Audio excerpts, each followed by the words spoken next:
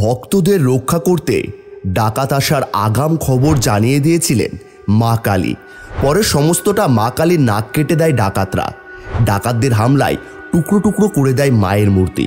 সেই টুকরো মূর্তির বিভিন্ন অংশ এখনও পড়ে রয়েছে পুরুলিয়ার চিরাবাড়ি কালী মন্দিরে। দেবী কালী এখানে পূজিত হন নাককাটা কালী নামে। অশ্বত্থ গাছের কাঠামোর ভেতর এখনও পূজিত হন শতাব্দী প্রাচীন কালী মূর্তি। প্রতিদিন প্রথা মেনে মা কালীর পুজো করেন এলাকার মানুষ। পুরুলিয়া শহরের চিরাবাড়ি এলাকায় প্রায় ৩০০ বছর ধরে পূজিত হচ্ছেন মা নাককাটা কালী। এই মন্দিরে অশ্বত্থ গাছের কাঠামোয় পূজিত হচ্ছেন মা।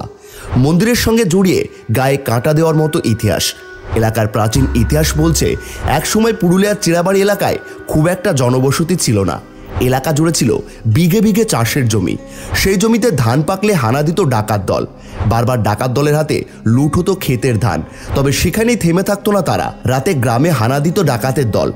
এই বিপদের হাত থেকে রক্ষা পেতে এলাকার একটি অশ্বত্থ গাছের নিচে শ্যামাকালীর পুজো শুরু করেন তারা। সে স্থানে বিরাট কালী মূর্তিতে সাড়ম্বরে পুজো দিতেন গ্রামবাসী। এভাবেই চলছিল বেশ কিছুদিন।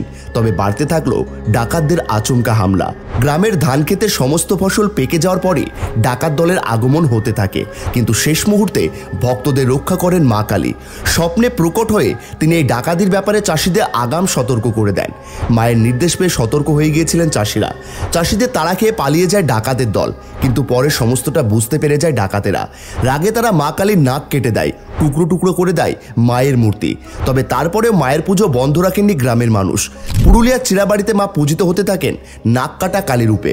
অন্যদিকে এই ঘটনার পরে এক এক করে ডাকাত দলের সকল সদস্যরাও অঘটনের শিকার হতে থাকেন।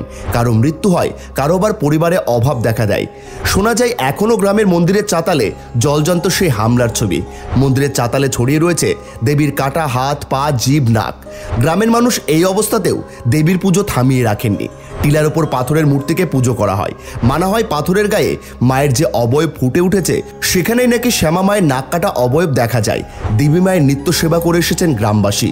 ২০০ বছর ধরে পূজিত হচ্ছেন দেবী। অনেকে বলেন মন্দিরের পাথরের মূর্তি নাকি অষ্টাদশ শতাব্দীর। সেই সময় পুরুলিয়ার আধিপত্য ছিল জৈনদের। এলাকার মানুষের বিশ্বাস এই মন্দিরের দেবী খুব জাগ্রত। কালী পুজোর সময় ৪ দিন ধরে উৎসব চলে এখানে। দেবীর পুজোকে ঘিরে উৎসবে মাতেন এলাকার মানুষজন। এই সময়ে মানত করা হয়, মা পূরণ করেন ভক্তদের মনস্কামনা। রাতে পুজো দেখতে বহু মানুষের ভিড় জমে পুরুলিয়ার নাককাটা কালী মন্দিরে।